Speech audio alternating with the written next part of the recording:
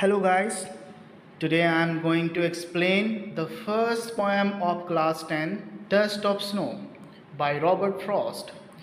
So, without wasting a time, let's start. In this poem, the poet wants to say that the way a crow swooped down on me, the dust of snow from a hemlock tree, has given my heart a change of mood and saved some part of a day I had brewed. इस कविता में Robert Frost यह कहना चाहते हैं कि यह कविता एक साधारण क्षण को प्रस्तुत करती है, लेकिन इसका एक बड़ा महत्व है। कवि कहता है कि वह एक उदास मूड में था और एक हैमलॉक पेड़ के नीचे बैठा था। सर्दियों का मौसम था और चारों तरफ बर्फ ही बर्फ थी। उसी पेड़ पर एक कौवा भी बैठा हुआ था। कवि कहता है, कवि पर बर्फ की धूल से कौवा काँप रहा था। जब कवि पर बर्फ का एक छोटा कण गिरा तो वह अपने विचारों से जागा और फिर अपने आसपास चल रही साधारण गतिविधियों पर ध्यान दिया। इससे कवि का मूड बदल गया। उन्हें अचानक ऐसा एहसास हुआ कि उन्होंने अपना समय व्यर्थ में बर्बाद कर दिया, फालतू में बर्बाद कर दिया। अब उन्हें अपने शेष दिन का उपयोग कुछ उपयोगी कार्य करने में करना चाहिए।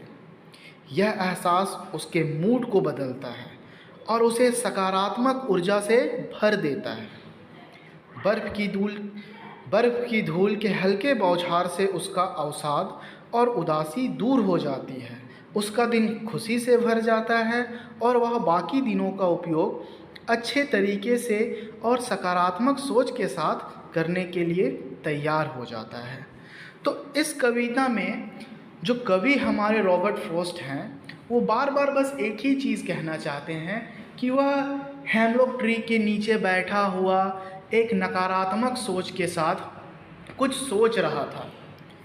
हैमलॉक ट्री के नीचे जब वो बैठा हुआ था तो उसी पेड़ के ऊपर एक कौवा बैठा हुआ था, चूँकि सर्दियों का मौसम था और उस समय वहाँ पे बर्फ़ गिर रही थी।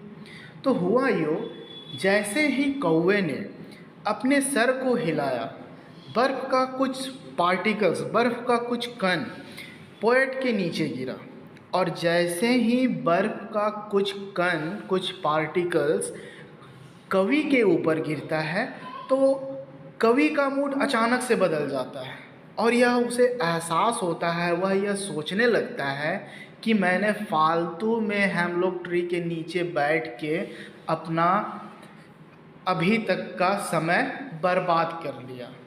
और जब वो बर्फ़ का कण कवि के ऊपर गिरता है तो ये भी सोचने लगता है कि क्यों ना इस बाकी बचे दिन को वो किसी अच्छे कार्य में लगाए और कुछ अच्छा काम करे, एक पॉजिटिव एनर्जी के साथ।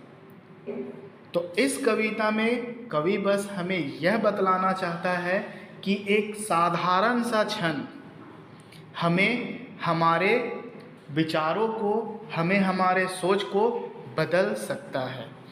Thank you guys for watching my video.